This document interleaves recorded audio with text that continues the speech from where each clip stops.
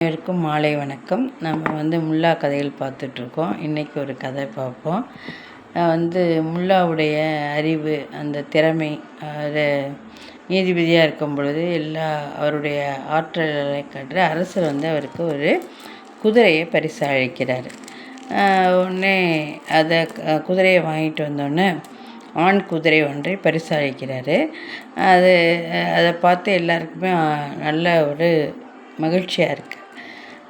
அதை வச்சிட்ருக்காரு முல்லா சந்தோஷமாக. ஆனால் அது ஒரு நாள் என்ன ஆச்சுன்னா, பயங்கர அதாவது வேகமாக ஓடும் இல்லையா குதிரை, அதுமாதிரி காற்றாற்று வெள்ளம் மாதிரி அப்படி ஓடுற கயிறு வீட்டில் கட்டி வச்சுருப்பார்ல, அதில் இழுத்து அறுத்துக்கிட்டு ஓடிடுச்சு. உடனே எல்லாம் பக்கத்து வீட்டுக்காரன் எல்லாருமே முல்லாக்கிட்ட துக்கம் விசாரிக்கிறாங்க.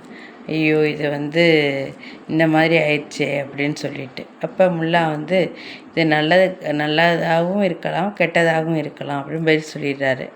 அவங்க போயிடுறாங்க. இப்படியே இருக்கும்போது ஒரு வாரம் 10 நாள் கழித்து அந்த ஆண் குதிரை 7 பெண் குதிரையோட வருது அவர் வீட்டுக்கே. அப்படி வந்தோடனே அந்த பழக்க தோஷத்தினால அது இவர் தானே வளர்த்தாரு, அதனால் அது வருது. வந்தோடனே அந்த 7 பெண் குதிரைகளோடு வந்தோடனே அதே போல் பக்கத்து வீட்டுக்காரர் மகிழ்ச்சியான செய்தி, 7 பெண் குதிரையோடு வந்திருக்கு, மிக்க மகிழ்ச்சியாக இருப்பீங்க நீங்கள் அப்படின்னு சொல்லி அவங்க ரொம்ப சொல்கிறாங்க. உடனே அப்பையும் முல்லா இது நல்லதாகவும் இருக்கலாம், கெட்டதாகவும் இருக்கலாம் என்று பதில் சொல்கிறார். என்னடா இது இவ்வளோ மகிழ்ச்சியாக இருக்கும்போது இப்படி பதில் சொல்கிறாருன்னு சொல்லிட்டு அவங்க போயிடுறாங்க.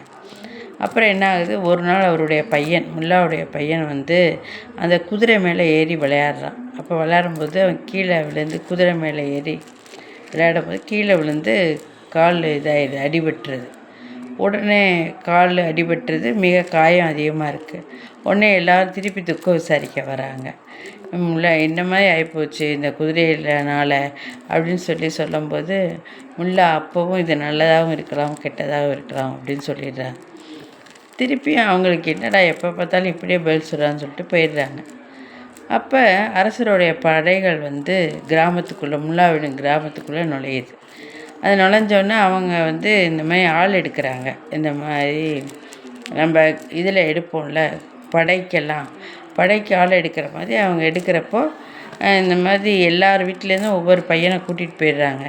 முல்லா வீட்டுக்கு வரும்பொழுது அவன் பையனுக்கு அடிபட்டு இந்த மாதிரி படுத்துருக்கான்னு தெரிஞ்சோடனே அவங்களால கூட்டிகிட்டு போக முடியல, அப்படியே போயிடுறாங்க.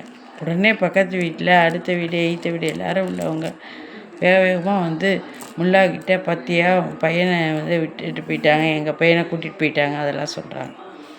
சொன்னோன்னே முல்லா இப்பொழுதும் நல்லதாகவும் இருக்கலாம், கெட்டதாகவும் இருக்கலாம் என்று சொல்கிறார்.